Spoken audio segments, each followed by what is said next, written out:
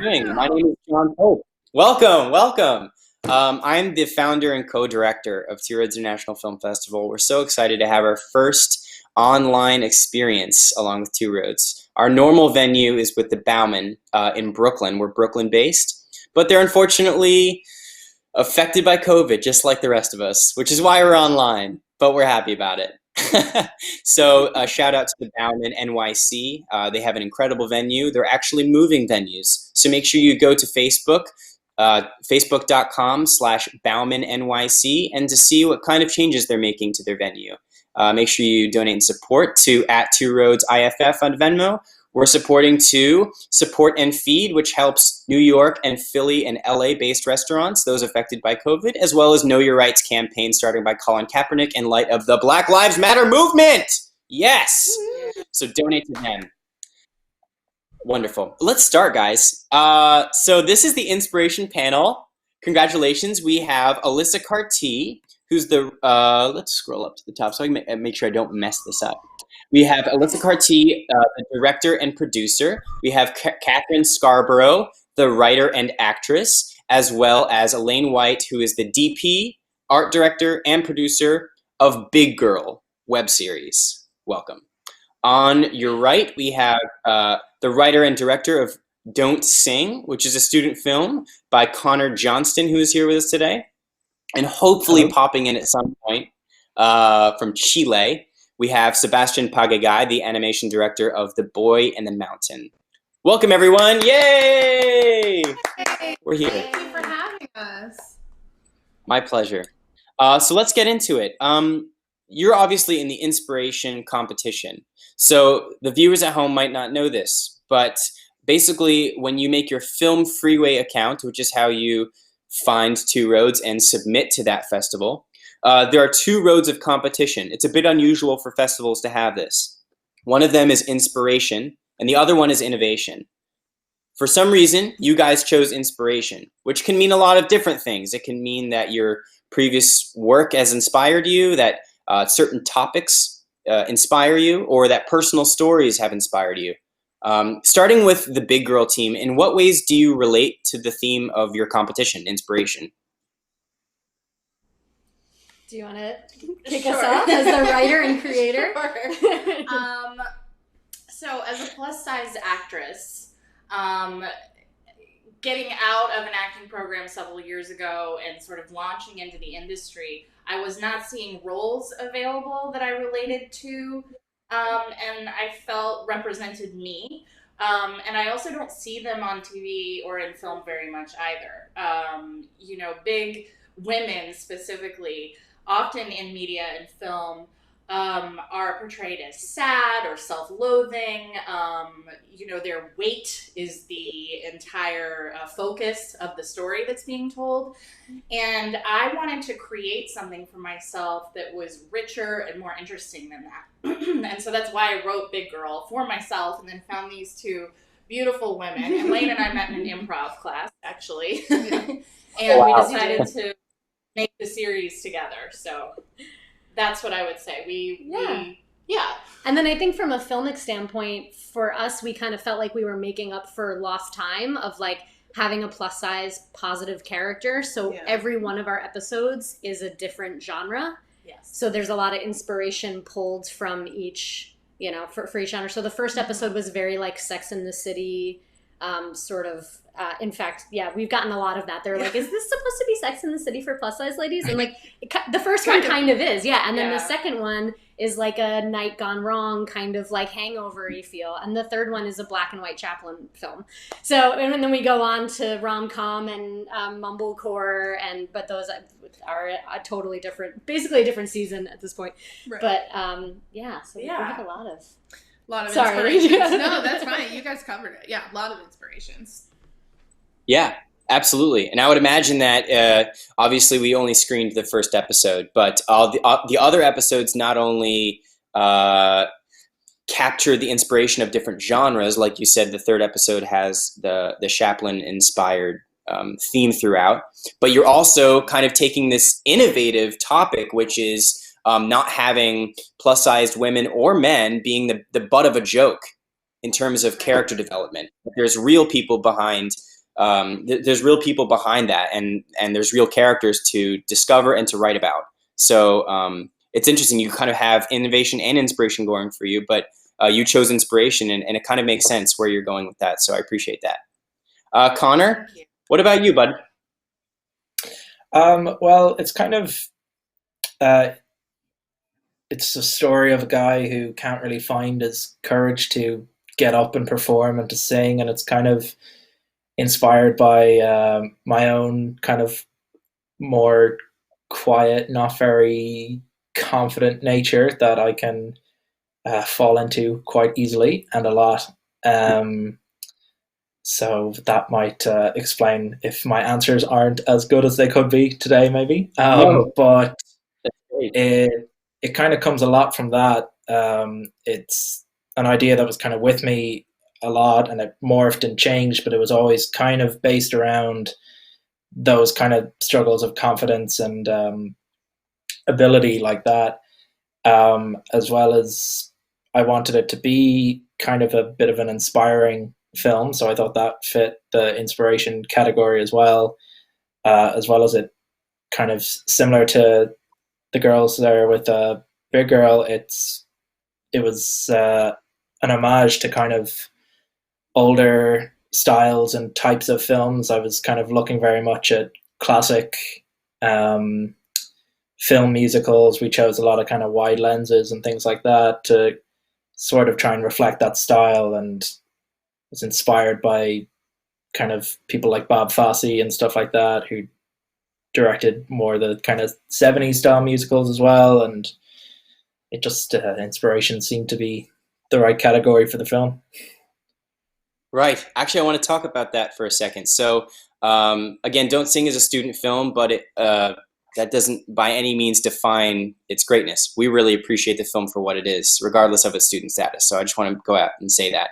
But I wanted to talk about the student film status for a second. So, first of all, we love that it's a student film because we oftentimes from submissions, we find that student films are more prone to exploring outside of the box. We have another student film called Max, which is about the relationship between a dog man and a woman. It's very odd and it's just great. And so we found that Don't Sing, it doesn't need to do that. It stays right where it needs to be. It's balanced between Hollywood movie musicals and this kind of silly, self-aware Irish humor, and we were all just wondering if injecting Irish culture into something you stated as based on Hollywood musicals was something that you were aware of when making Don't Sing.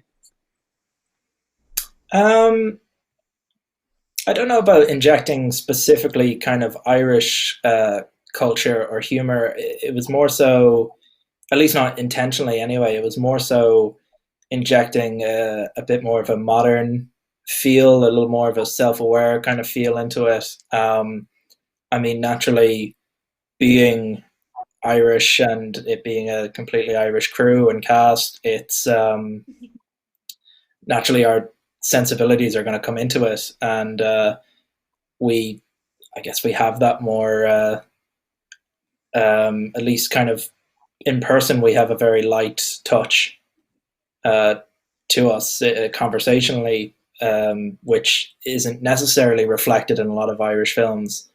But it is something I did want to do. I wanted to keep the film light and fun, especially considering being a student filmmaker for it, and having seen a lot of other student films, knowing they can get very, especially a lot of Irish ones, can be very bleak and depressing and grey. So I want to bring colour and fun, and I think a lot of the films I like are American, so they're the ones that have inspired me. So if I'm bringing my Irish sensibility, pairing it with that, and it works, I think that's pretty cool to me. Well, yes, very well said. I think it does. But to talk about the topic of collaboration, I want to bring it back to Big Girl for a second. I know you. Let's just say I think collaboration sings its own praises in Big Girl. Obviously, we have the actress is also the writer, and the producer is the DP and the art director, and the director is the producer, and so there's like 2 producers. It's just a lot of collaboration that kind of sings itself in terms of the credits that I saw rolling at the end. So I just wanted to ask that, did you find that a women-centered set inspired production at all, the on-set action? Oh yes. Big time. Yeah, we made a real concerted effort to work with the talented women that we know and make sure that, especially since it's a very female-centric story, that the people who were on set were female as much as we could possibly do that. Or female identifying. Female identifying, exactly. So it's just rare that you have a set that is so collaborative and supportive and kind of we had comments from a couple of our sound They're like, I've never been on a set like this. yeah, from the sound girls that we hired. They were like, wow, I've never had an all-female crew before. And it wasn't like that every day, but for a lot of the time, it was just fun and different, and it was able to keep the set kind of light and fluid, and then people feel more comfortable to improv and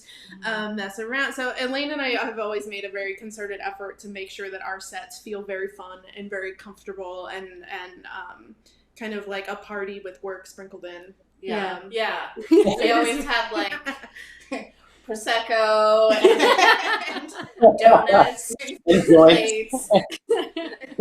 Yeah, Joints on fire. People work better when they're comfortable. Yeah. Yes, Yeah. that's very true. Especially people who are acting do amazing work when they feel comfortable, as any filmmaker would know. But we've definitely been on sets where, and obviously this isn't every man in the film industry, but we have been on sets where there are a lot of egos at play, and it becomes really difficult to enjoy what you're doing, and also then you kind of feel like stuck in a box of not being able to like ask the right questions or suggest things that you want to suggest. And I think women in film have always kind of struggled with that when they're on set with a lot of men. So when they're on set that's dominated by female identifying filmmakers, it's so much easier for us to bounce off each other and feel comfortable and feel supported in a way that we aren't always in the film industry, unfortunately. And I mean, I can say as an actor, separating myself from writing and, creating this story, as an actor, I did feel a lot freer than I have in other sets and stuff, to just play and try stuff out.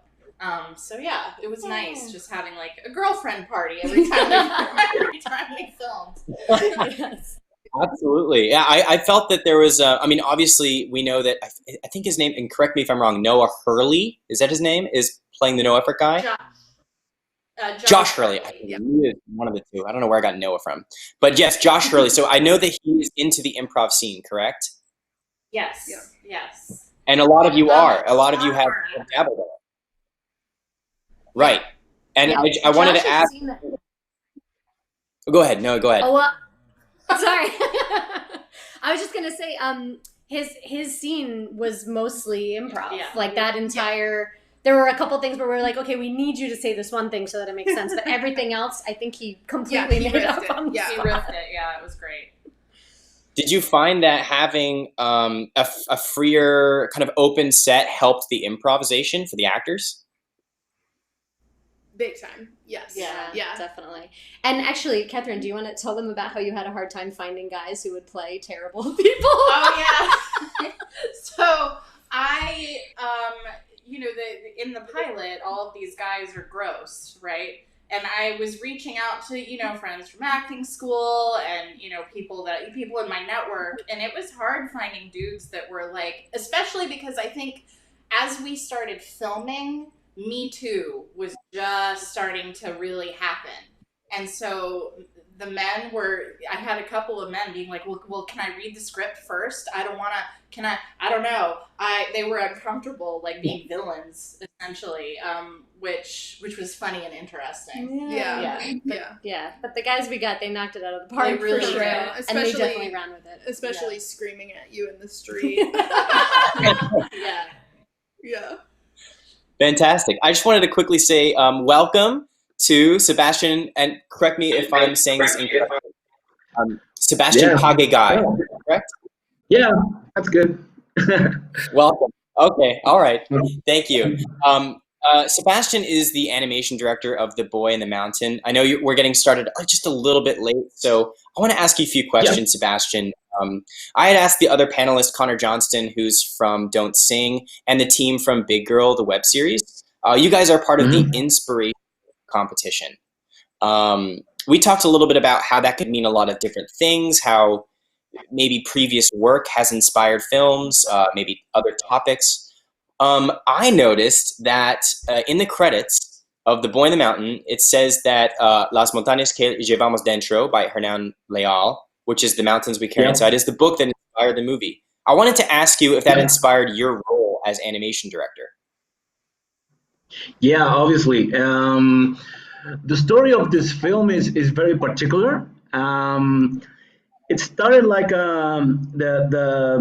the short film started as a commission for making, because this guy that wrote this book, actually he makes this like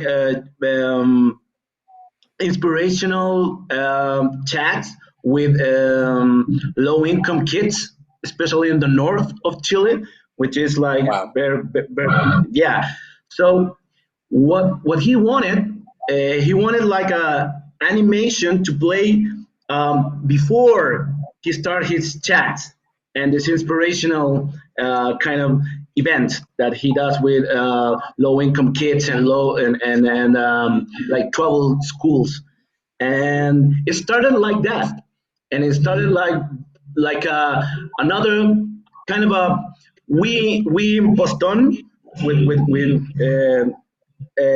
make like a lot of publicity, and it started like a kind of a publicity kind of a job.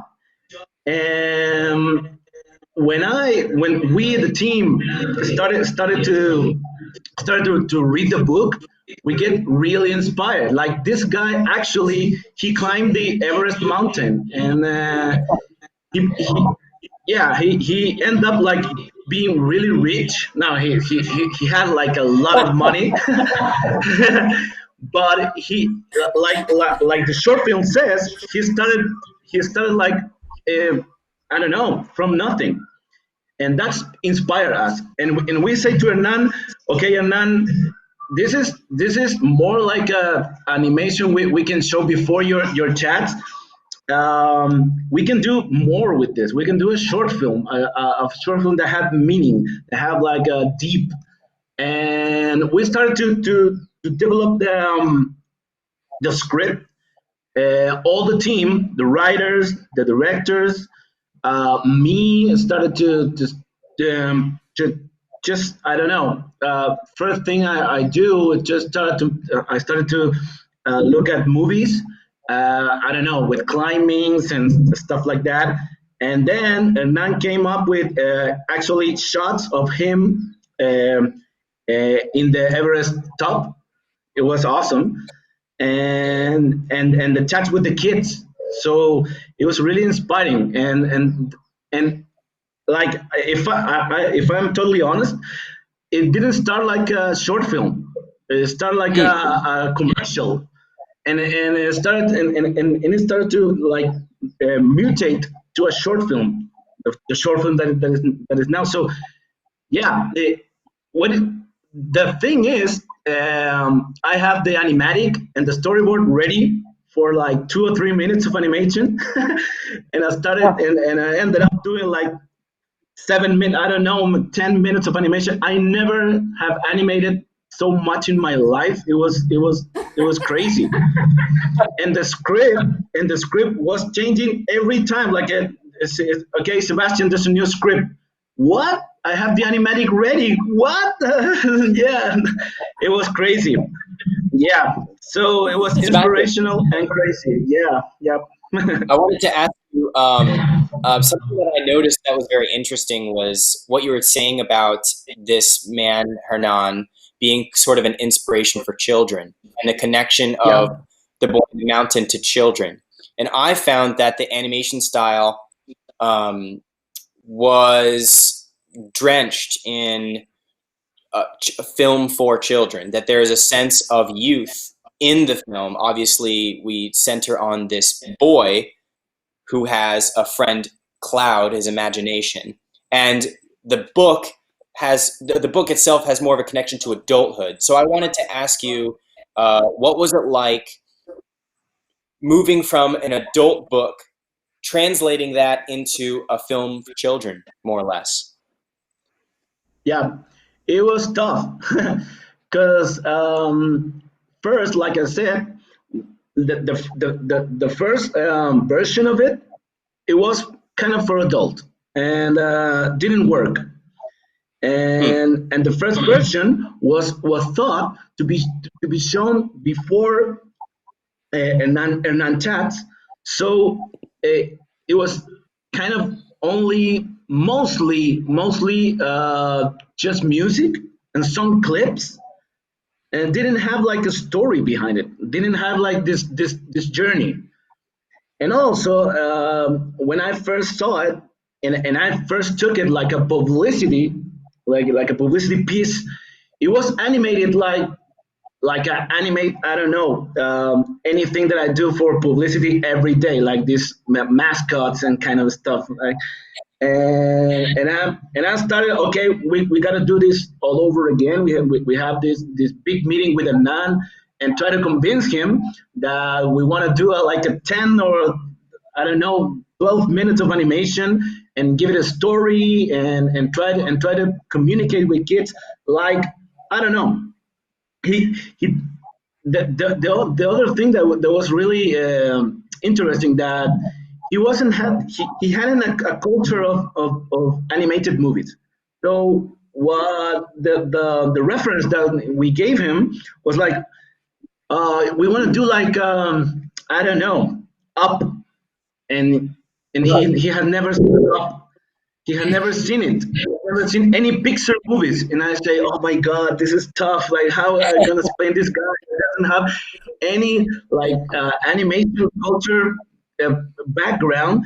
And so I sat with him and the movie theater that we have in the production company, and we saw Up. We saw Inside Out, and he was like, "Oh my God, we can do this."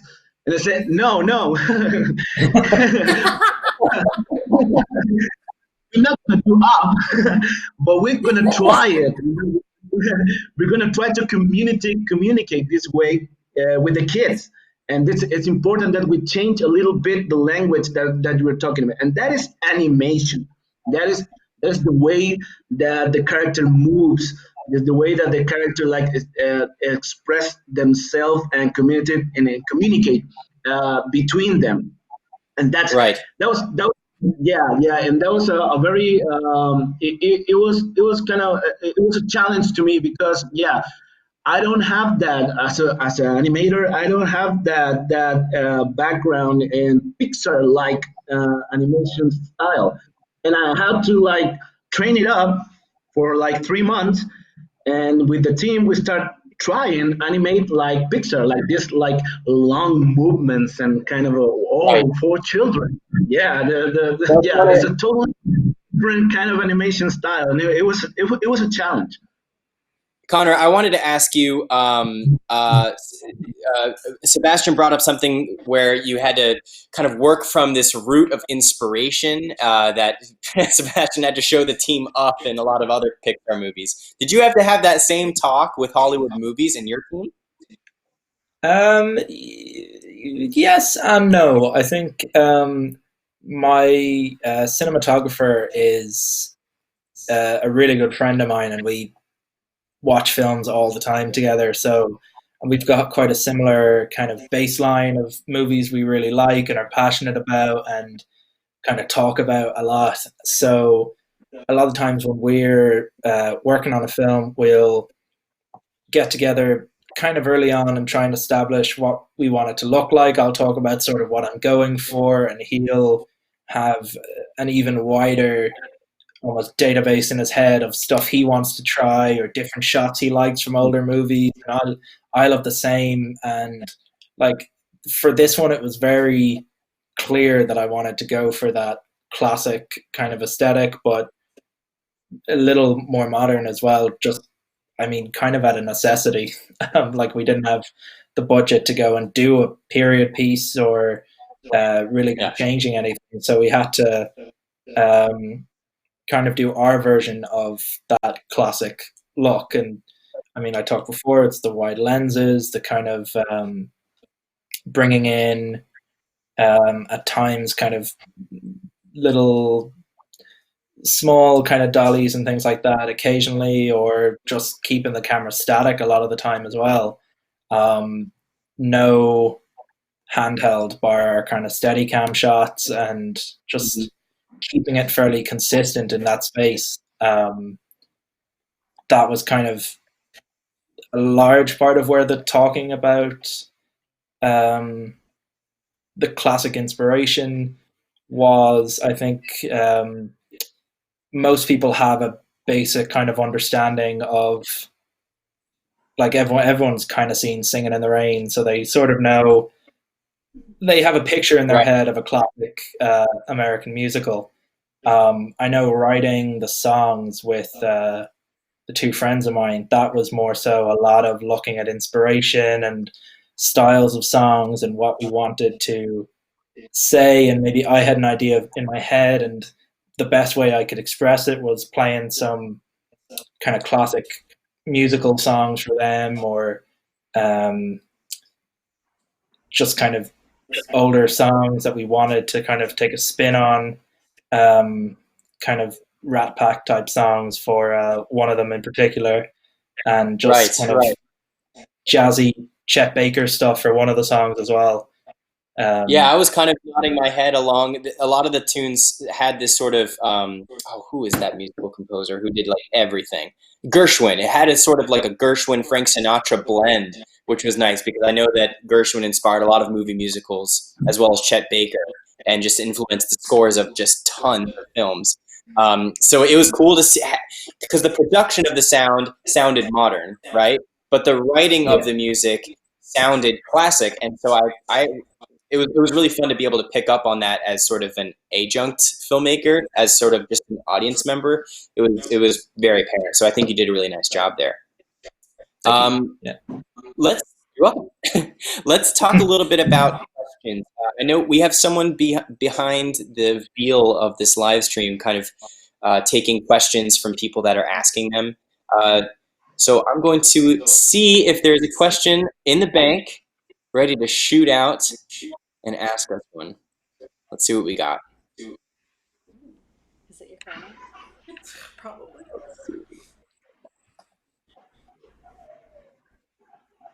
We should have like a little animation that pops up and it says, "Here's a question," and I'll say, "Let's try this." We have an animation director here, right? You can whip that up. Yeah. We do. My name is Sebastian, too.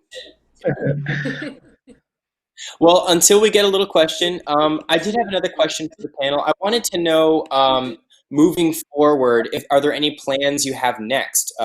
Is there something else that you're writing or that you're thinking about writing? Oh, wait. We have a little thing popping up here.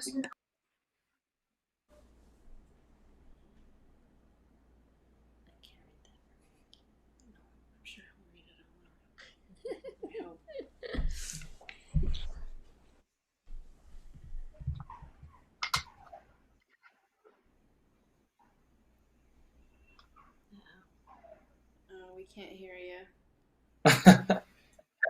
Uh-oh. Uh-oh. The John Lou sound. We lost the sound. Lots of sound from me there. Here I am. Sorry about that. So, sorry about that. I pressed the mute button. So the question is, a lot of the projects have to do with courage, and so in what way does your film? Let's start with Big Girl. In what way do you find about your film makes it easier to express your fears? Oh, that's a good one, Catherine. So,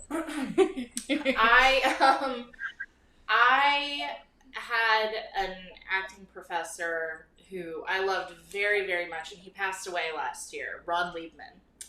And when I was a student, he said, the minute you find something you're afraid of, that's when you've struck gold.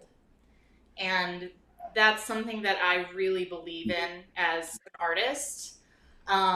You know, being vulnerable and showing what you're afraid of is what connects you to an audience. It's what connects us all to each other, and it's what makes your work speak. And so I wanted to write things that were scary for me to do, you know, as a plus size woman. There's an episode that isn't competing, but it's the rom-com episode, and I filmed the love scene with my scene partner. That was really scary. That's a scary thing to do, but I thought that it was important. You know, I wanted to investigate topics that are difficult to talk about.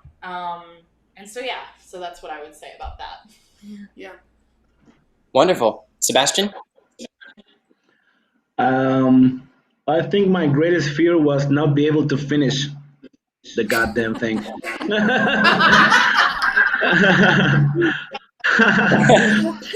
Yeah, we did it.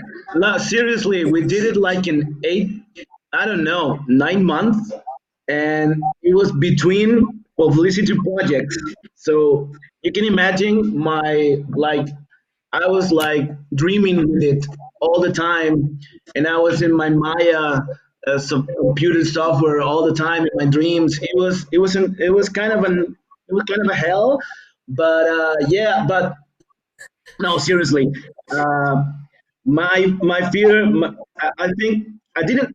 I, I participate a lot in the rewriting of it, and I think that the fear that is in the film, that it was his fear, like the main character fear, not to be able to do things. It was transmitted to me, and say, okay, I can do this. I can do this. A short film in 8 months, and it maybe cost my life. I'm gonna make it, and to talk with Hernan and see that this guy, who also have like a breathing problem, can made it to the top of the Everest. I think I did. Okay, you can animate. You can animate. You can do this, and it was cool. It was when we done it. I was really proud of it. Like, yeah. You should be. Thank you. And Yep. Connor? Yeah, I mean, just it was kind of, especially in earlier drafts, it was a lot more autobiographical. So there was a way of just putting your fears onto your main character and just kind of being able to write them into a situation where they could overcome them. And I don't know, you hope you're kind of taken on a bit of a journey exploring that, and you're able to process things just through habit, being forced to think about it so much to make a film about it. And you're constantly rewriting scripts and having conversations with all your collaborators about your own fears and insecurities, but veiled and disguised as your characters and your story. So that's certainly, well, I mean, it can be scary, but it's a slightly easier way of confronting and expressing your own fears. Wonderful. And finding Wonderful responses, everyone. Yes, yes. Thank you so much, guys. Well, this has been a wonderful panel. It's been about 30 minutes. I want to thank everyone. Once again, we have Sebastian Pagayay, the animation director of Boy in the Mountain. From Big Girl on our left, we have Catherine Scarborough, writer, actress, Alyssa Carty, director, producer, and Elaine White, the DP, art director, and producer. And on our right, we have Don't Sing, writer and director Connor Johnson. Thank you guys so much. This has been a wonderful panel. Thank you. Thank you so much. Thank you. So nice to Yeah. meet you.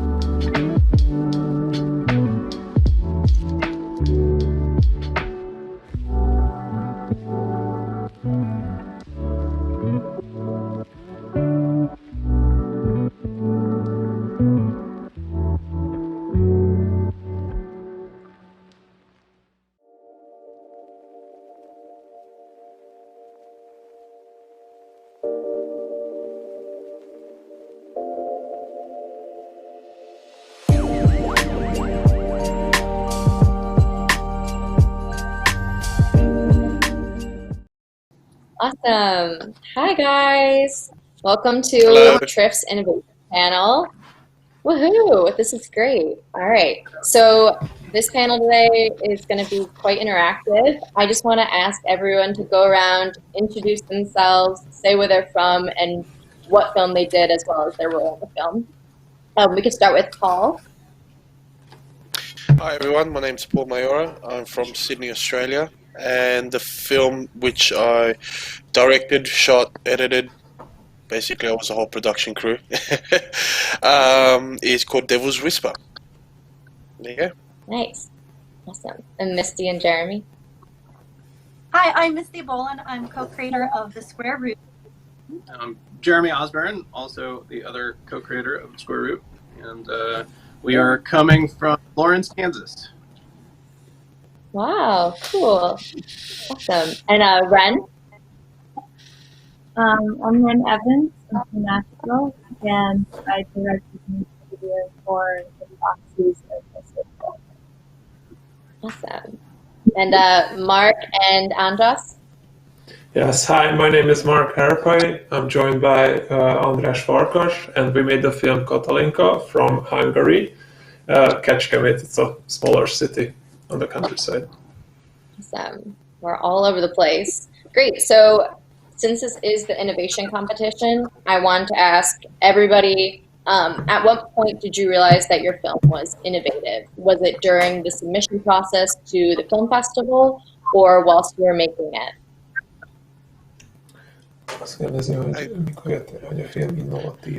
I think for me it was while we were making it. That's we thought it was innovating because we were trying, both Christian and I were trying to get into the psyche side of the human mind when humans are dealing with death, and when they're basically the voice in the head, which we call the devil's whisper, which is basically the subconscious mind, basically talking and saying about all the choices you've made in life, and did you make the right ones, and you know how it all comes back to haunt you with the mistakes that you've made.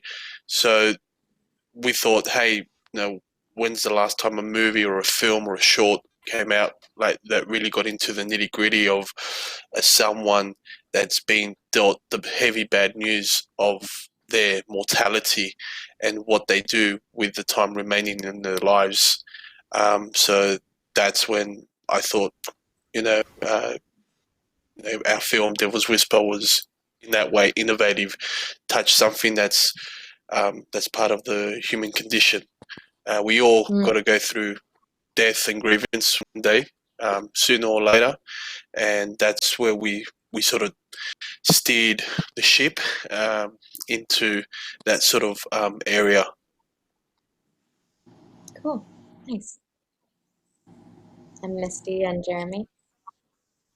I think for us, from the get-go, our project deals with choices that people make, and so it sort of forward and backward in time, leading up to a decision that's going to change your life from that point forward. And so we really wanted to use visuals in a unique way to show the past and the present and what is going on in someone's mind as all the thoughts that are racing through right before a big moment in their life. So we really wanted to approach it from a visual way and try some things that maybe we hadn't seen before. Yeah, cool. Ren?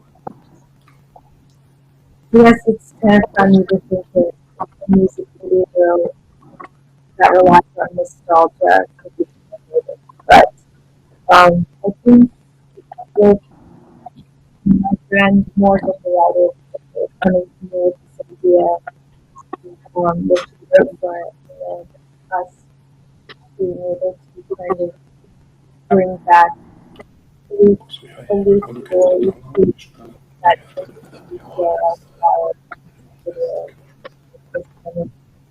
what we found to be innovative is something and I think it so we want to Cool. Awesome. Mark and Andras? Hello everybody. My English is awful, so Mark will help me. In Hungarian. Szóval egy olyan filmet szerettünk volna csinálni. We wanted to make a film amiben a főszereplő egyáltalán nem látszik. Where our protagonist cannot be seen at all. Csak egyszer a tükörből. And the only part where she is seen is in a mirror. Úgy gondoltuk, hogy az elég innovatív lesz ehhez a fesztiválhoz. Yeah, he thought that's going to be innovative enough for this festival. Nice. Yeah, I think you guys went through such a... I'm sorry, go ahead. No, it's fine. I thought you went through such a fresh, new way of telling a story. Like, I wanted to know how you went about capturing those shots to guide an audience, because it's very stop-start, like almost a phone camera. But it's such nice quality, and they're such hard shots to capture. I want to know how you went about it, and also what was the most challenging part of that. Ezt meg tudom válaszolni, ez technikai kérdés. Okay, so from the script, you know it's going to be a phone camera, so we wanted to imitate a phone. But I was the DP for this film, so that's why I'm answering this question for you. Right. So he wanted to approach it with a phone, more like it, but I decided that there is a reason that they don't make films with phone cameras. And right from the beginning, we knew that it's going to be on a big screen in a couple of cinemas, a couple of screenings. And I think with a phone camera, it would have been really nauseating to watch that on the big screen for that 30 minutes. So we wanted to keep some aspects of the phone camera that right away you see it, you can tell it was supposed to be a phone, but it's not as bad and not as nauseating as a phone camera. So we kind of kept just signs of a phone camera. So we obviously kept the handheld, which was like a huge telling, but we actually used the DSLR for it. But we tried to keep the handheld to a very minimum version because of motion sickness. And so yeah, but your real question is that we don't have a lot of tools because she's not moving a lot, so we don't have a lot of tools in our hand like dolly or like jib or whatever camera movements. And also it's always a one take, so there are no edits in it, so we can't play with that either. So our approach was that we are going to try to use the zoom, which is our only tool in this case, basically. And we try to guide the attention of the viewer as closely as we can with the zoom, with sudden tilts. And because otherwise our hands are tied, the way I felt it. That's awesome. So like in the scene specifically where she's in the tree, or when she's rolling around in the chair, obviously those are not your feet. How did you get like those kind of shots? Yeah, actually the first one that you said with the tree, it's my feet.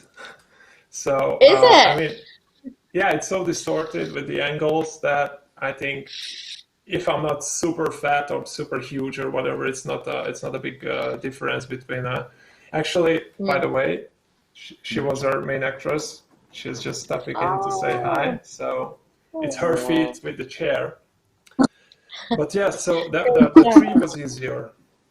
The tree was easier. I just showed my feet with her costume in it. But the second one, the chair one, was quite challenging. It was a very small room. So I held the camera first, and as we moved back from the screen, she took it. She was in the chair because we needed her feet. Yes. And what's basically happening, we are running behind the camera. András was there also. So we had to be super fast and twirling the chair, never to be seen. We did it like, I don't know, like 15 times. It was super exhausting. But hopefully it served the movie well. And no, that's one of my favorite bits actually. Okay. Ren, I wanted to ask you, particularly working on a music video is different than just a short film because you are collaborating with a band who wants to convey a certain message, and you also are working with different actors. And I want to know what it was like for you collaborating with somebody's song and idea and able to still put your creative touch on there. I think that was my favorite part about the whole process, was the fact that the band just let us kind of do whatever, and they let us guide the creative vision. And so having, just this amazing team of Morgan and our two DPs, Anna and Austin, and just meeting with them and kind of talking about how we wanted to bring Morgan's story to life in a way that was just like very vibrant. And I think that because of the nature of each of those individuals being nurturing and excited to make this video, we were all able to collaborate on so many different things. And I owe so much to my DPs because that was my first time directing a music video. And Wow. I find that I'm really drawn to music videos with stories. And I think it's this dying art form because there's I guess the platform for them is very different now. So I still love watching music videos, and that's the mindset I went into the whole thing with. And I think it was a really beautiful process, and I'm glad that that was my first experience with it. Yeah, I do feel like people want to see more of a movie vibe from music videos if there is going to be a music video involved, which is definitely high production and a lot of stuff. But I'm glad that you are creating a new medium for it as well, which is cool. Yeah, I'm excited to see where music videos in general go because I see like long form music videos a lot too, with like 20 minutes, and it's just a great take on it, and I think it's really cool. Would you want to do a long take music video? Absolutely, because you can write a whole story and treat it like a short film, but it's for this band or artist or whatever, and however they want to approach presenting it is it can be new and exciting. It's just releasing a film. That's awesome. Cool. Great job. It was so great to watch it. So for Misty and Jeremy, on the topic of collaboration, you two, this is like your baby. You really collaborated a lot on it. You were writing, producing, directing. I wanted to know what it was like for that experience to share something that is so passionate with somebody else. I just want to know what that was like for you guys. Well, technically we're married, so our baby's also technically in the next room. But we, it's just great having a relationship with someone that you can bounce ideas off of and collaborate creatively and come up with ideas and still be able to live in the same house. So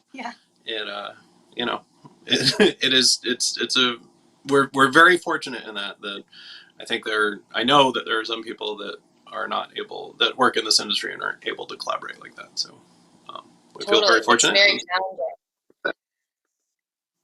Yeah, and some of those amazing, you talk a lot about relationships and choices, like you mentioned in the beginning, throughout your web series, and you portray it in such creative ways, like half-naked people standing with a sheet over their head, and when somebody has a breakup, there's a fire to the sheet, or something like that. I wanted to know what your inspirations were for those really meta kind of symbolist pictures.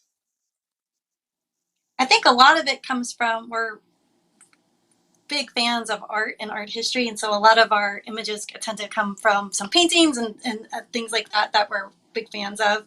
And then with this project in particular, we really wanted to play around with just a bunch of fun images to symbolize what the characters were feeling. And just diving into surrealism and the surreal representations that emotionally convey what the character is going through in that moment, and what a surreal interpretation of what would be in their head.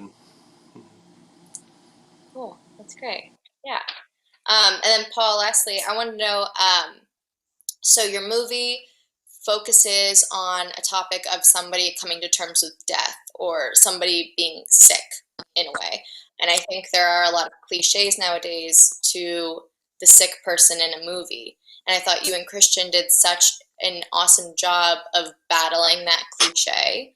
I want to know what it was like to play against the norms of having this be a sad movie versus it being a thriller and actually really dark. I think it was the whole part of stepping away from being something that was so like daunting when people go through an experience like that, and we sort of took our own experience because Christian's grandmother passed away 2 years, and then mine passed away a year and a half ago, my grandfather. So we used our experiences and our thoughts, and we said, wouldn't it be a good idea if we can have like the voiceover talking like as if it was a subconscious mind talking to you, and that's the whisper that you constantly hear in the back of your head. Time waits for no one. Was this the right choice that I made? And that's what we sort of focused the film in that area, because it's sad that people deal with mortalities and that, but we wanted to add that extra layer of getting into that human psyche, of going through an experience like that.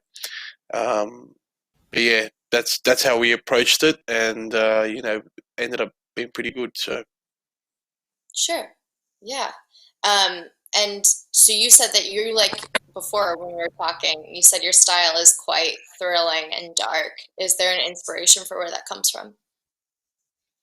I think personally, because I like thrillers myself, I like watching a film and thinking, and having that sort of on edge questioning, like, oh, was it this person? Why are they thinking like that?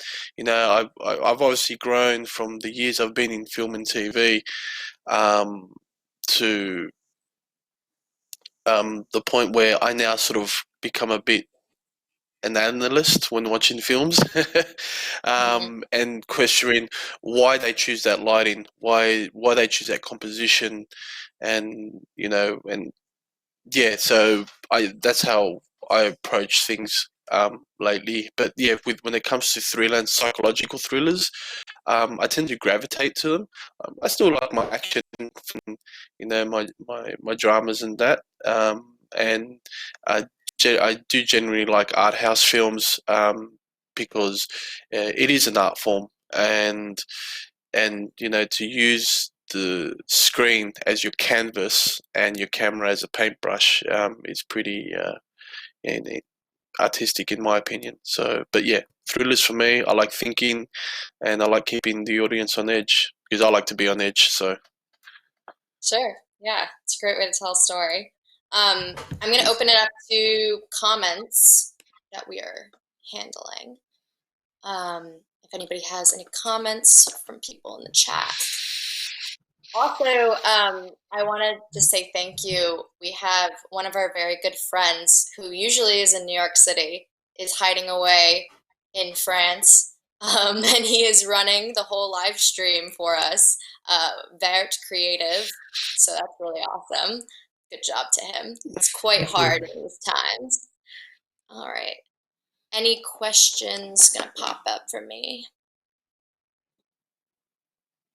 Let's see. Okay, I have a question.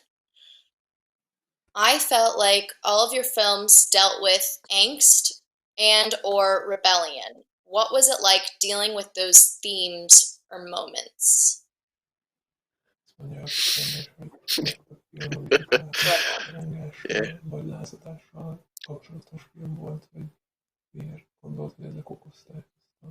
Paul, you can take it away if you want. We could just go down the line. Oh, me? Oh, okay. Sorry. So no, you're fine. You're there fine. was a lot of there was a lot of rebellion in the shooting of the film. Because as I mentioned, as I mentioned before, Christian being such a methodical actor, and his process on how he goes about getting into the character's head and becoming this entity that that you can relate to in some form or way. He sometimes took it to a place where, like, I was behind the lens, and I was like going, "Wow, this is good!" Like, all I just did was give him a reference, and he just went off with it. And there was some times where you sort of got to reel them back in, and because they're being such a method actor, they sort of get really in tune. They become the character, and you sort of got to reel it back in a little bit, and you get into a bit of argument, but it's good because we use that sort of angst or rebellious type of energy in the film, and like a Christian's character Adrian is rebelling against his subconscious mind. That he doesn't want to accept what is happening to him, and so that's where we took it from. And yeah, there was a few disagreements, but it's all fun. It's all fun at the end of the day, and we ended up producing a pretty good film, which has won awards, the best short film in New York. So yeah, we seem to have some form of formula, whether it's come by chance or whether it was actually formulated.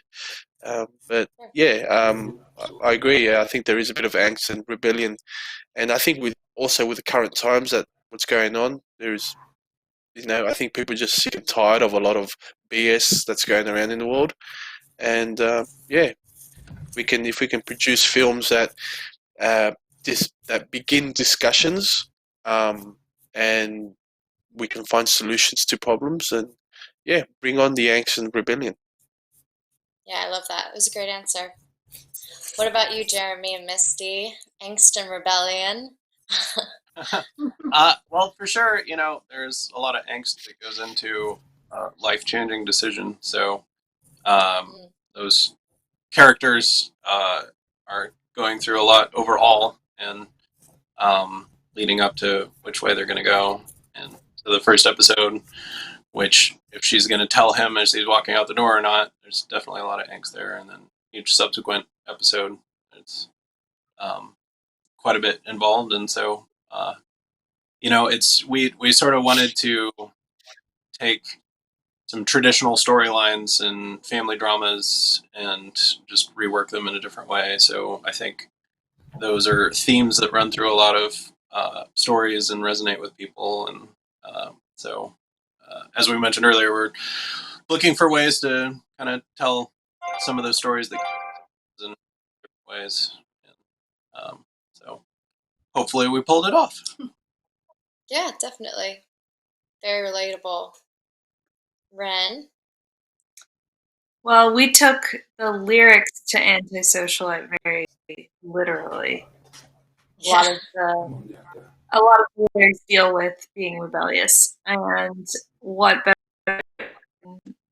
with actual teenagers, the definition of all of those things. So I think it really came down to working with background actors that were teens, and kind of just the playfulness of the band, sort of prying at them, and wanted to make it fun because the song is fun and the band is fun, and it kind of brought out their personalities as individuals as being kind of instigators of it. And I think we were able to really capture that just with working with angsty teens too, and they were all really great, very well behaved.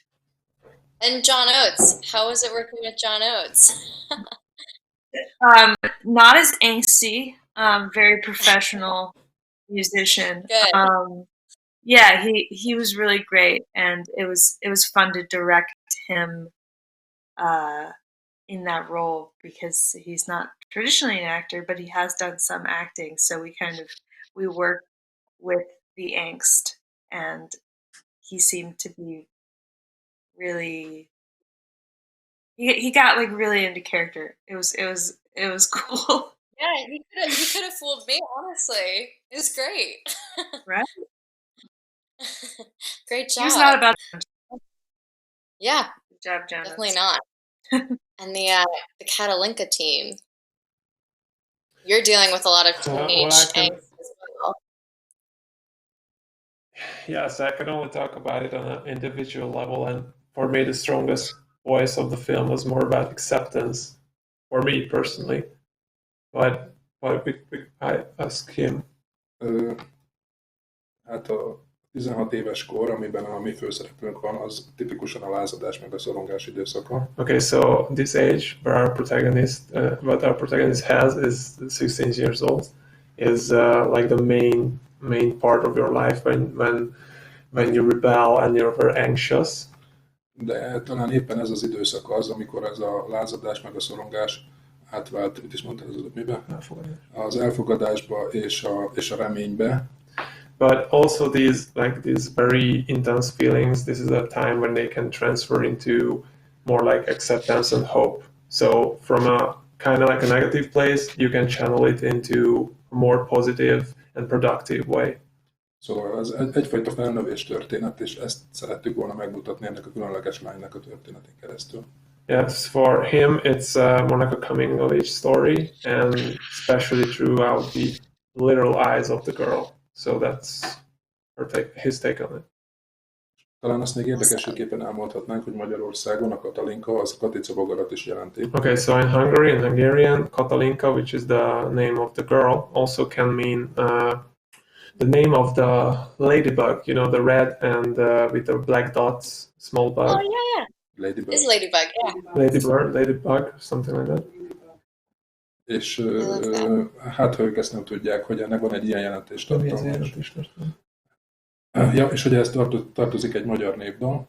Oh, and also there is a song, a Hungarian folklore song, that's the title is this, about this bug flying away. És ennek a Katica bogárnak a megpróbáltatásairól szól ez a dal.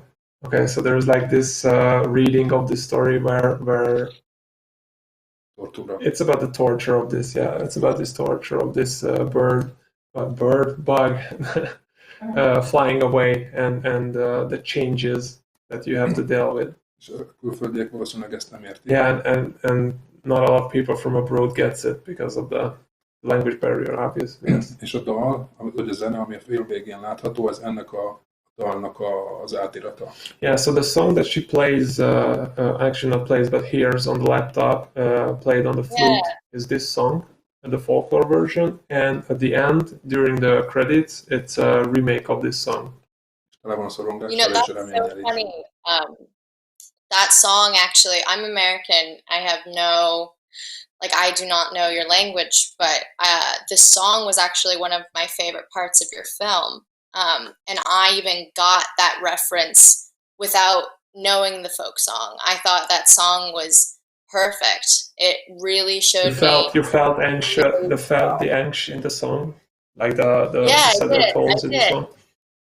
I did. It brought me right back to my bedroom when I was a teenager, swirling around in my chair listening to music, whether it be a memory. It kind of felt like a memory, but I definitely felt like the anxiousness of not being able to accept yourself, which is really cool. I would have never thought about it if I didn't hear what that was about.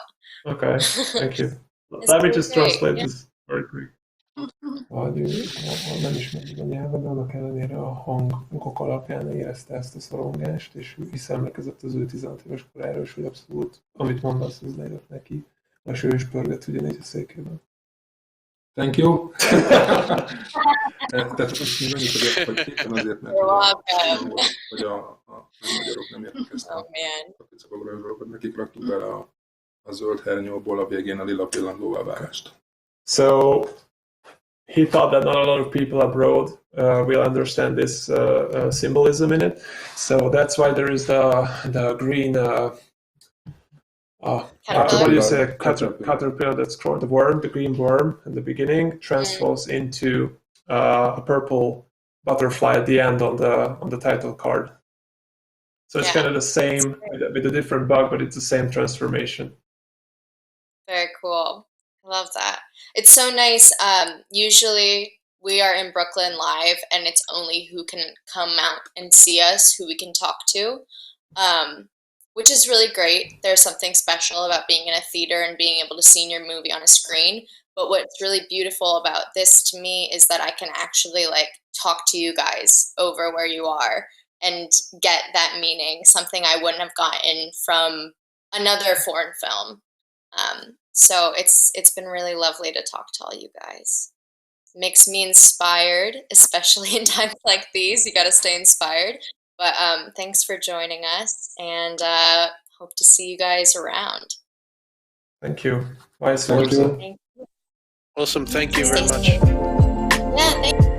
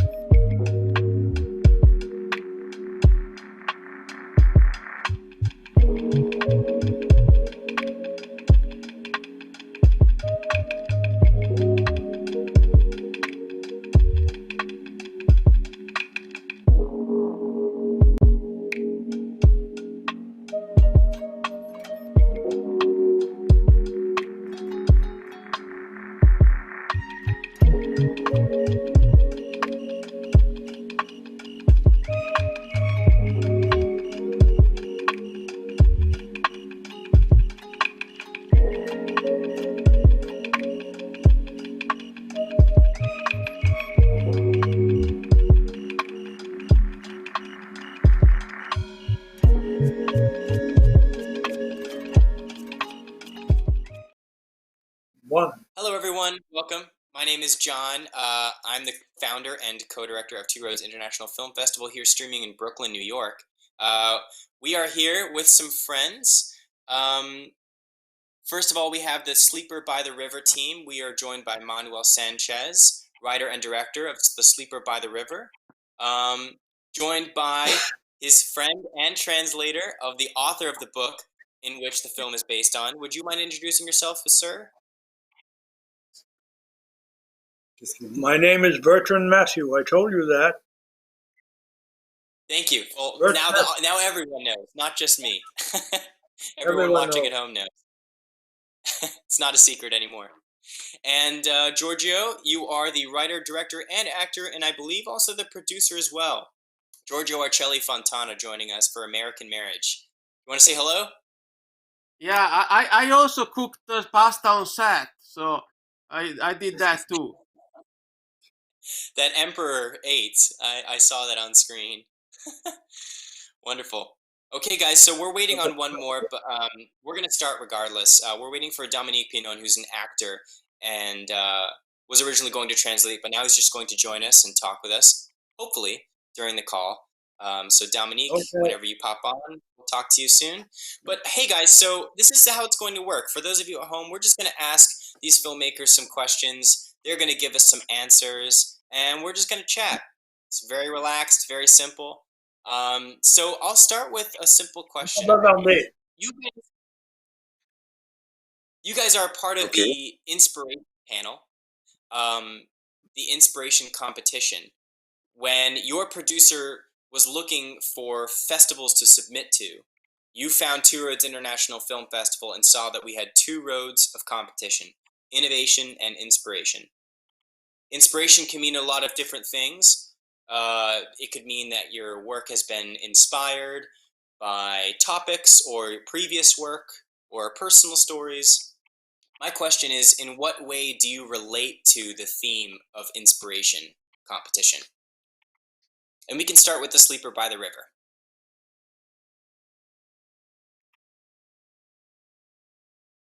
C'est ton inspiration.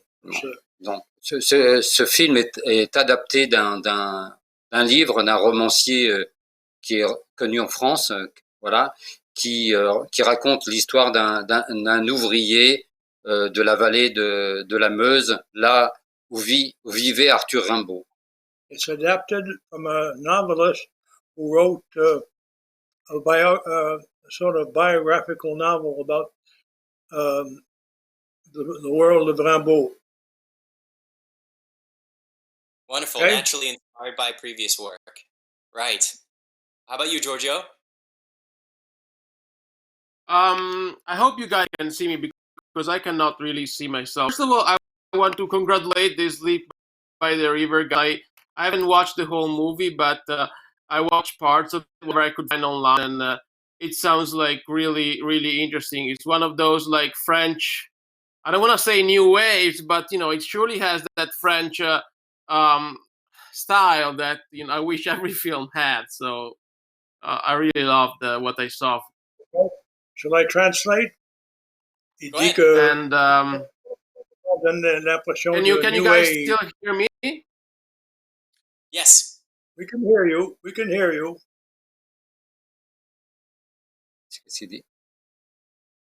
We can hear you. Il y a un problème. There's a problem. On n'entend plus le son. Okay, so I don't hear anybody talking, so I'm just gonna jump in. You. Okay, good. So.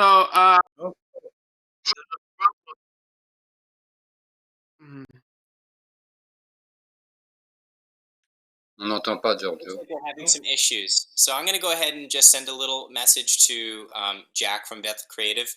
See if he can have a solution for us. Maybe des solutions. Pour technique? Oui.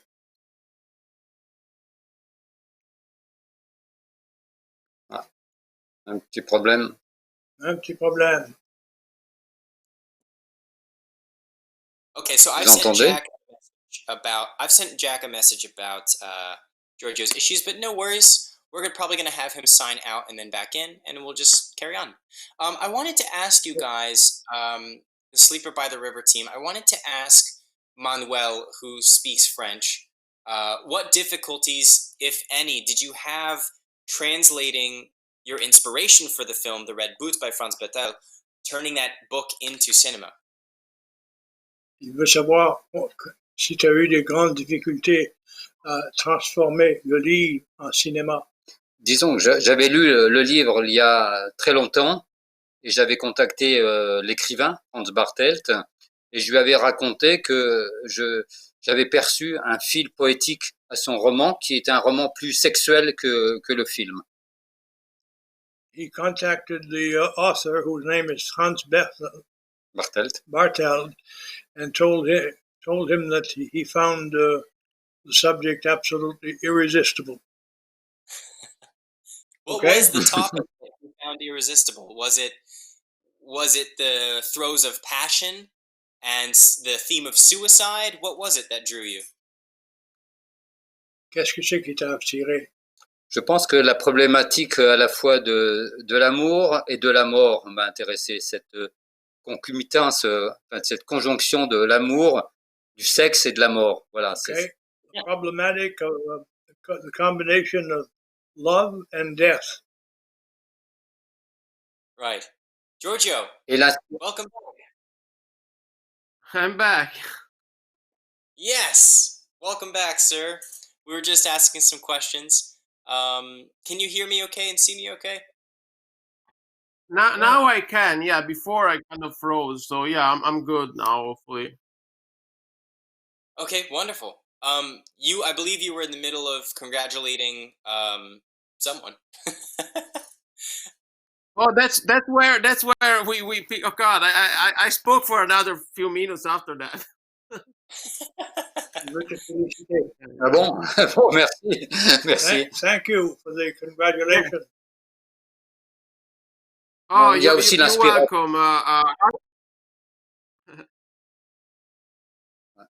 But please go on. So we were asking, in what way do you relate to the theme of the competition being inspiration? Who's the question to me or to them?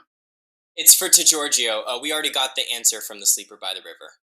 Okay, so I wanted to say that for me, inspiration is a fact. No, I was saying, to myself before that maybe for feature films, like inspiration can be a book or a long story, but for short film, I think inspiration can only be like just one idea.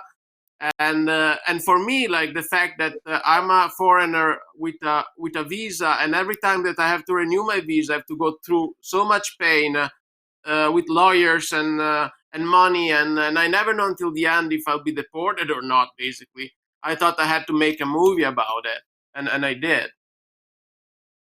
Wonderful. Yeah, I relate to that as an outsider. Obviously, I'm an American citizen, so there's a lot of benefits that I get just by living here that I guess I don't think about day to day. I have a very close friend who's a part of this Two Roads International Film Festival, who's a part of running it, who has run into issues with visas and had to leave the country just because America's horrible with those issues. Giorgio, I wanted to ask you specifically about your role in American Marriage. You do a bit of everything. And you know someone who's quite popular right now, James Ivory, who collaborated with you, who wrote Call Me By Your Name. I wanted to ask you if you could tell me a little bit about how he inspired you toward making this film and what you learned independently along the way after its completion.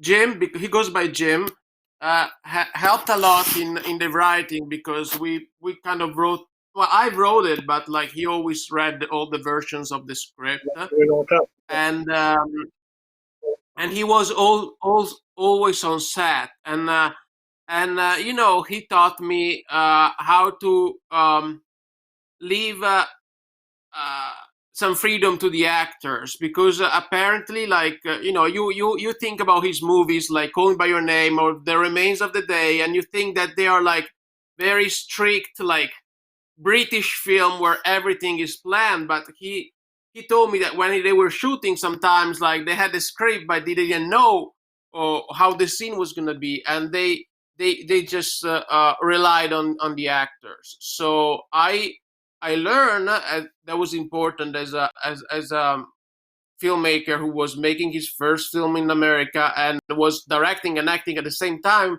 to trust the actors, and that's what I got from him mostly. That's interesting. Yeah, talking about the relationship between writing and acting, which I find is not thought about that much. That usually people would think of the sequence as writing to director's interpretation of that script to acting.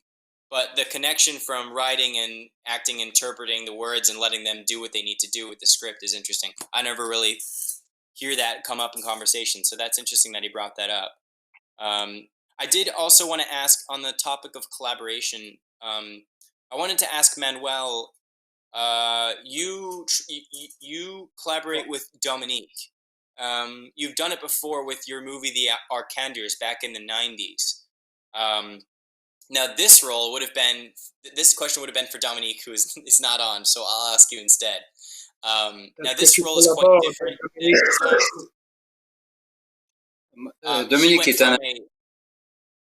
Dominique is a friend and he does collaborate with him. Depuis 30 ans, on est amis. Et Friends for 30 years. Donc on se connaît très bien, je connais bien sa filmographie.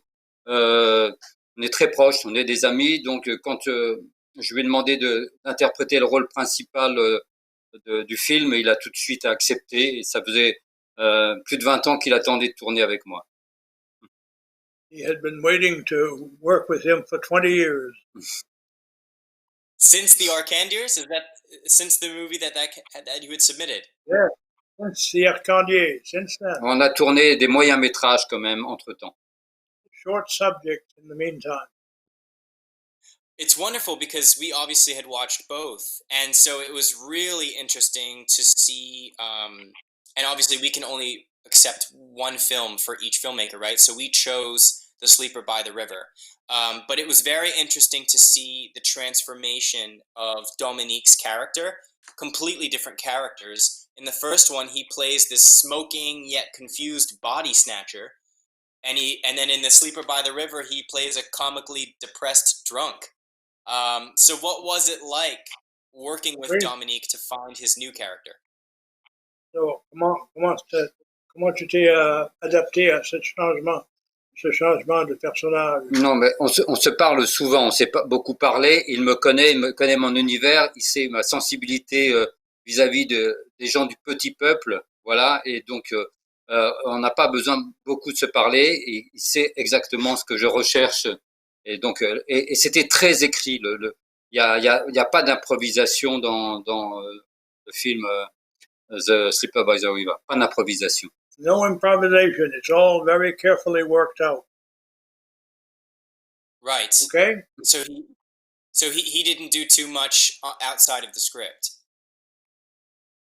Est-ce qu'il a ajouté beaucoup au script? Est-ce qu'il a ajouté quelque chose de lui?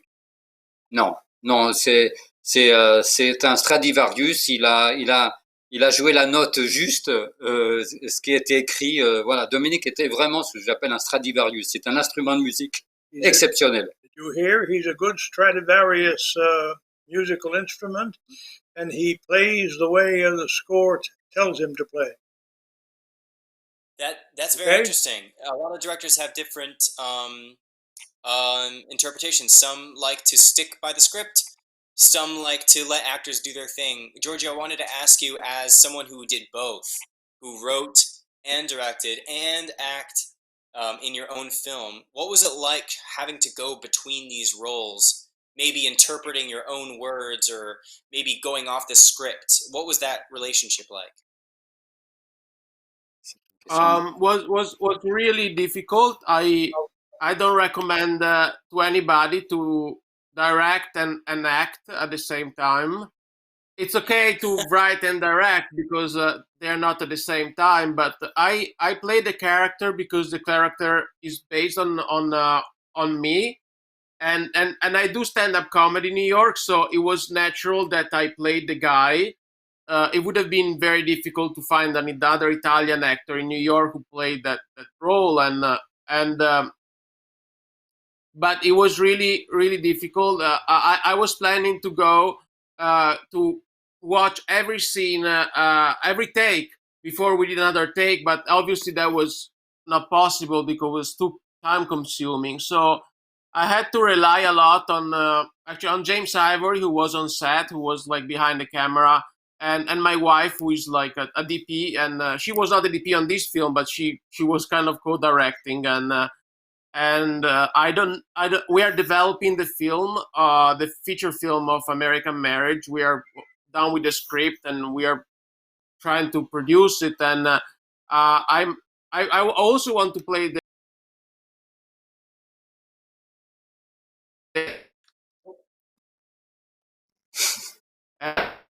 not the solution. There's a big problem in that, but not the solution. What is your nationality, by the way?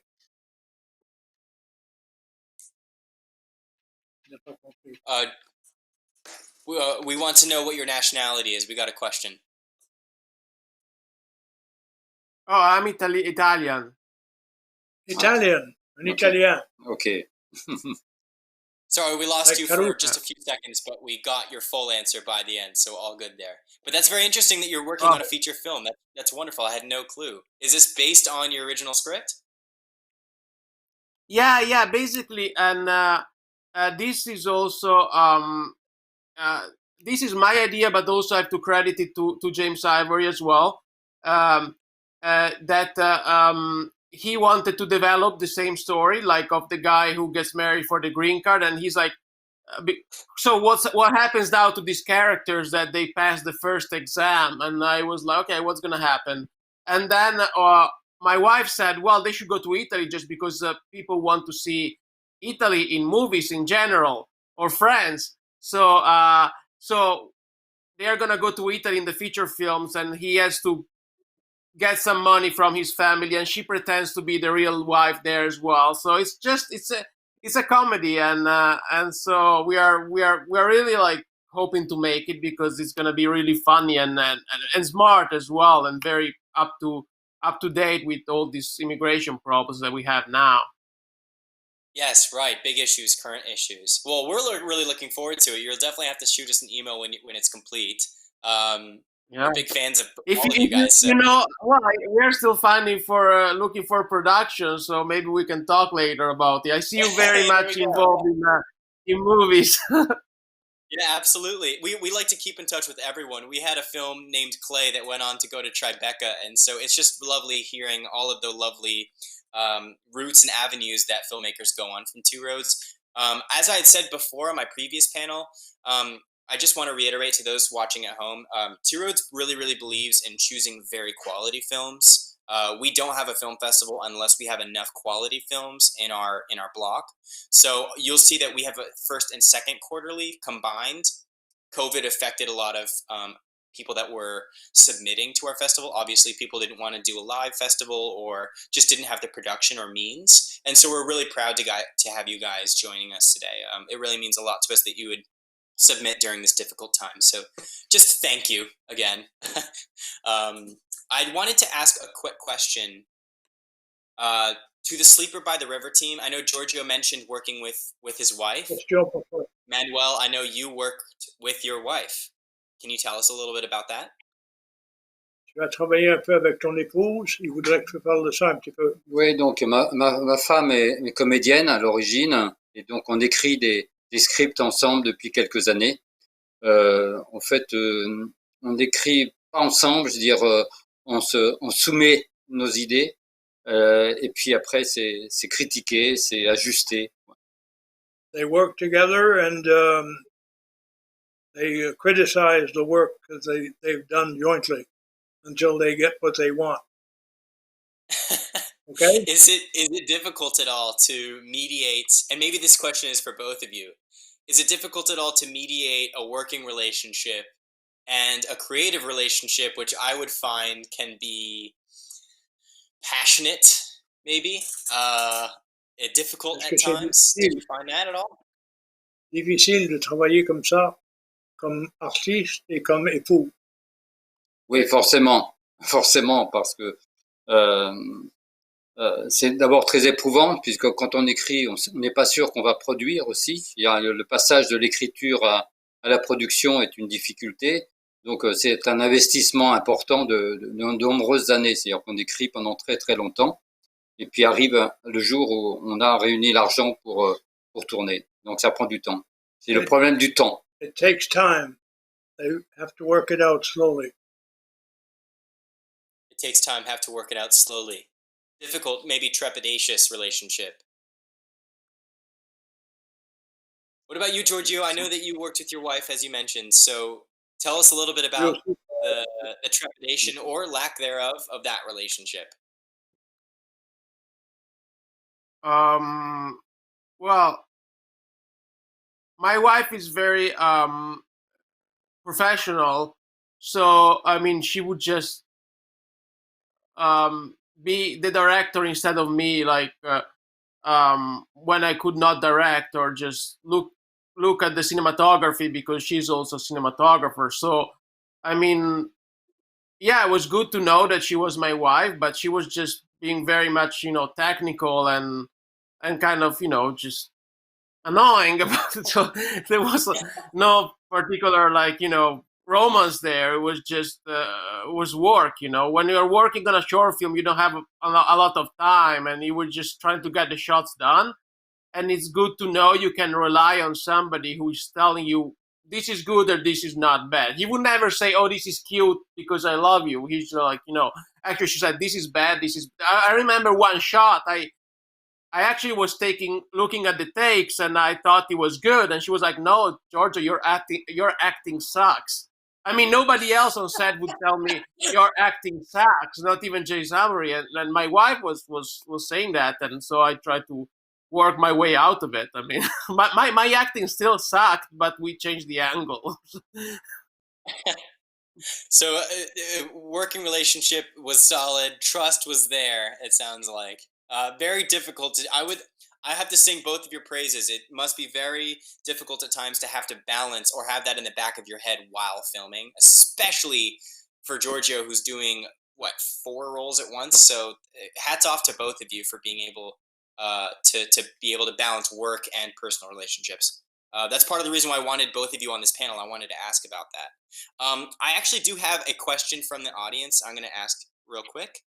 The question is, what would both of you like to see for foreign films and films about immigrants in the future? And we can ask Sleeper by the River first if you'd like. C'est lui. Merci pour un petit peu d'eau. Did you get my question okay? On n'entend pas. Am I coming through okay? Can you guys hear me? On peut voir que je m'allonge parce que je suis fatigué.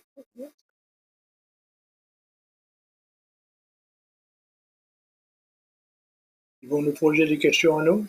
Je sais pas, je pense. J'espère que ça va durer. Se concentre sur l'italien. Hein. Is my sound coming through okay? Am I being heard? No? All right. 1 second. I'm going to consult Verite Creative.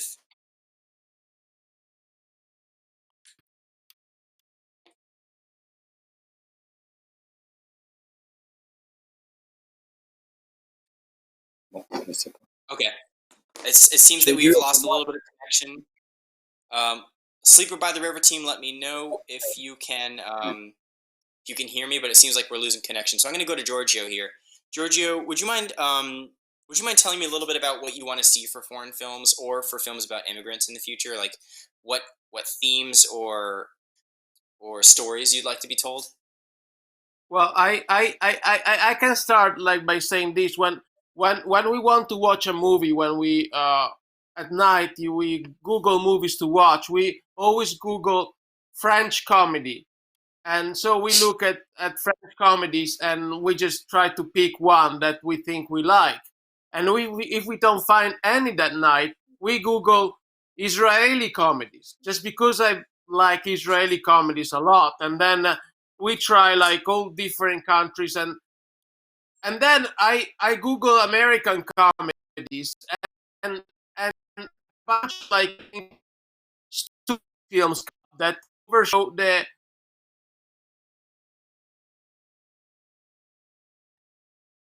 I would love if it would be possible to find like some theatrical distribution or some more knowledge about these smart comedies. For instance, I'm a comedy guy, obviously. I like Mike Birbiglia. Mike Birbiglia's film. He did the first one. It's called this sleeper something about Sleep Walk with Me. It's called Sleep Walk with Me. I recommend it. And then I was waiting for his second movie to come out, and I was expecting to be on the New York Times and all the news, but nobody said anything. And then time passed by, and just I was like, let's see what happened. And he made the second film.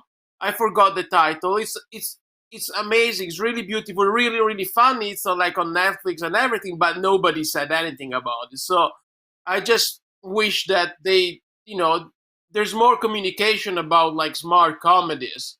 And as per immigration, I think that just making awareness of foreigner films shot in Peru or like in South America. There are many beautiful, funny film there. It just helped. I mean, just talking about immigration and as well. I mean, seeing those movies. You don't have to make a movie about immigration like me. Leave that to me. That's my idea. that's your podium. Right, exactly. Do you find that the new day and age, things like Netflix and international film distributors are helping this conversation getting made? Do you think that things like Hulu and live streaming platforms are giving more opportunities for filmmakers abroad, or I guess outside America, helping them getting their stories told? Or do you still feel like it's a little bit America's and Europe's game? Yeah, it's the second one you said, because of the language, and Americans are like don't really want to read subtitles, so it's really difficult. Like for Italian filmmaker, for French filmmaker to make their way in America. It's easier for Spanish filmmaker because there are many Spanish people speaking. So they're like Spanish actor Penelope Cruz, her what's Xavier Bardem, her name we know, and they act here as well. Just but I don't know. It's still a niche thing that that I don't know how to solve. But yeah. Do you wish that you could? Do you feel that you're an Italian speaker, correct? That is your. Yeah. That is a language you speak. Right. So this is my. Do you feel? Yeah. This is my real accent. Right. Is it fake, Giorgio? Are you fake? Yeah, no, I'm actually from Nebraska. So it's all a rouge just to be more impressive. No, I wanted to ask what your relationship with Italian film is, because Italian film argumentatively has inspired all film. It's epic. I mean, it's an entire genre unto itself. So I wanted to ask you what your relationship is being an Italian making an American movie, and do you ever consider making a movie in Italian?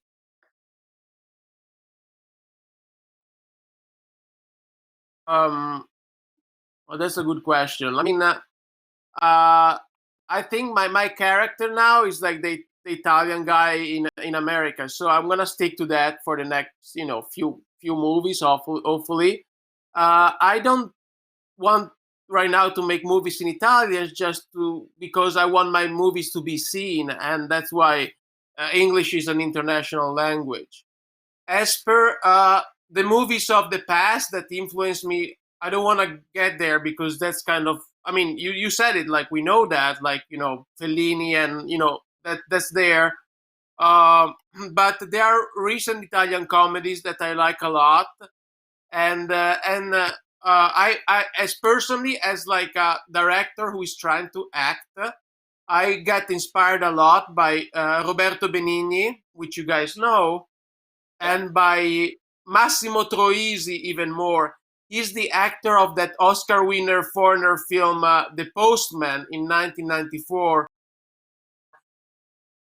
Wonderful, like romantics in Italy that they're not known, and so there is a lot of Italian comedy that I take from. So yeah, that's there for sure. Very interesting. It's interesting hearing your relationship to that and your kind of your type, for lack of a better phrase, as an actor, kind of being the foreigner in America. That's really interesting. I never would have thought about that and your reflection on that. So I'm really glad you talked about that. I would ask the Sleeper by the River team about their relationship to French cinema and how they deal with that in modern day, but they are not here. So looking at the time, we are just about out of time. Unless they pop back in the next couple seconds, I just want to say a big thank you to Vert Creative, to Giorgio Arcelli Fontana, the writer, director, actor of American Marriage, to James Ivory, who collaborated with him. I want to thank Manuel Sanchez, our writer, director from Sleeper by the River, as well as his translator and best friend, it seems. And to Dominique, who could not be here today, who is going to serve as the actor and representative of the Sleeper by the River as well. Thank you guys so much. Basically, just stay logged on, or you log off for now, and then go back onto the YouTube link that we have at tworoadsiff.com/TRIFF, where we will be doing our awards ceremony live with you guys. So thank you guys so much, and you'll see us on YouTube. Thank you.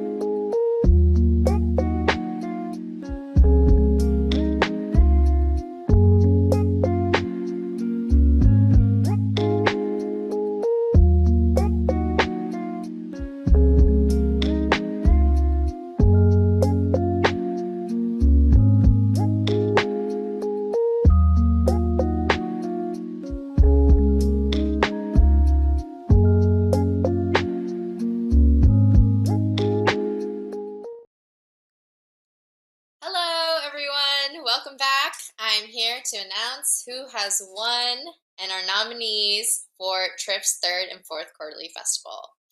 Awesome. So we are going to start off with Best Student Film is going to Max by Andy Wu. Woohoo! Best International Film, Catalinka 16. So awesome. Best Animation Short Film, The Boy and the Mountain. Best Documentary Film on a Short Subject, Moving On from Medfield. It was really awesome about a mental hospital. Best Experimental Film goes to Art. Best Queer Film, Night and Day. I love that one. Best First Time Filmmaker, Santiago Aguilera, The Boy in the Mountain. Really awesome job. Best Director's Homage, Don't Sing from Ireland. Best Original Idea goes to Max again. Best Period Piece, The Well. Best Genre Bender Film, Night and Day. Best New Medium Film goes to Catalinka 16. Best Neo-Style Film, An Introvert's Guide to High School. Best Art Direction goes to Adriana Byrne from The Square Root. And Best Coloring also goes to Stephen Deaver from The Square Root. Best Costume Design goes to Melissa Maya from The Well. Best Editing goes to Liam Sheriff, Rachel Talele, Kelvin Tisang, Chatterton Thornton from An Introvert's Guide to High School, and they all have amazing names. Best Sound Design, it goes to Vicente Aguirre and Marcello Galaz from The Boy in the Mountain. I'm sorry if I messed that up. My name's Nokomis. People always mess that up. Best Score goes to Dylan M. DeRosa for American Marriage. Best Cinematography, we had 3 nominees. We had Jeremy Osborne from The Square Root, Mark Herpai from Catalinka 16, and Karina Borelli from The Well. And the winner goes to Mark Herpai from Catalinka 16. I was just talking to you. Congratulations. Best Writing goes to, we have 3 nominees. Peter Anthony from Night and Day, Catherine Scarborough from Big Girl. It's a great web series. Giorgio Arcelli Fontana and James Ivory, they collaborated on American Marriage. And the writing goes to Giorgio Arcelli Fontana and James Ivory for the collaboration on American Marriage. And we just found out that they will probably be doing a feature, which is awesome. Okay, Best Inspiration Director, we have 3 nominees, Manuel Sanchez from Sleeper by the River, Alyssa Carty from Big Girl, Giorgio Arcelli Fontana from American Marriage. And the winner goes to Alyssa Carty from Big Girl. Congratulations. All right. Best Innovation Director. We have 3 nominees. Andy Wu from Max, Peter Anthony, Night and Day, and Andras Attila Farkas from Catalinka 16. And our Best Innovation Director is Andras Attila Farkas from Catalinka 16. Great. Best Featured Performer. We have Josh Hurley from Big Girl, Emperor Kyosis from American Marriage, Charles Haycock from An Introvert's Guide to High School. And our winner is Emperor I have to say it again. Kyoyus. Emperor Kyoyus. The amazing little kid in American Marriage. If you haven't checked him out, he is so funny. All right, Best Supporting Actress. 3 ladies, Larissa Furtado from The Well, Delphine Depardieu from The Sleeper by the River, and Lane McNeil in Introvert's Guide to High School. Our winner is Lane McNeil in Introvert's Guide to High School. Congratulations. Best Supporting Actor. Pascal Turmo from Sleeper by the River, Tiago Prates from The Well, and David Johnson from Max. And our winner is Tiago Prates from The Well. Best Actress. We have Marina Tomei from Sleeper by the River, Catherine Scarborough from Big Girl, and Aline Sarah from The Well. And the winner is Marina Tomei from Sleeper by the River. Best Actor, we have Christian Saladere, Dominique Pinon, and Giorgio Acella Fontana from American Marriage. The winner is Dominique Pinon from Sleeper by the River again. Congratulations, that was such a great movie. All right, and now we have our Best Inspiration Music Video, obviously goes to Anti-Socialite by Ren. She did such a great job. And the Best Innovation Music Video goes to Shipwrecked. Best Innovation Web Series goes to The Square Root. And Best Inspiration Web Series goes to Big Girl. So for our Inspiration Short, we have the nominees, which are Art, American Marriage, and The Boy in the Mountain. And the winner is American Marriage. Congratulations, Giorgio. And then for Innovation Short, we have Max, Night and Day, and Catalinka 16. And our winner is Night and Day. Congratulations. The Best Inspiration Feature is The Sleeper by the River, which we saw yesterday. And the Best Innovation Feature goes to Introvert's Guide to High School. Thank you guys so much for tuning in. I hope everybody's staying healthy and safe out there. Congratulations to all our winners. If you have any questions, you can email us at tworoadsiff@gmail.com. And again, we wanted to say so much thank yous to Verite Creative. They are streaming and put together this whole festival for us over in France. If you have the opportunity to donate or check out some of the awesome causes we are trying to support today, Support and Feed, and the Know Your Rights campaign, you can Venmo us at 2RoadsIFF on Venmo. Thanks so much. Have a good one.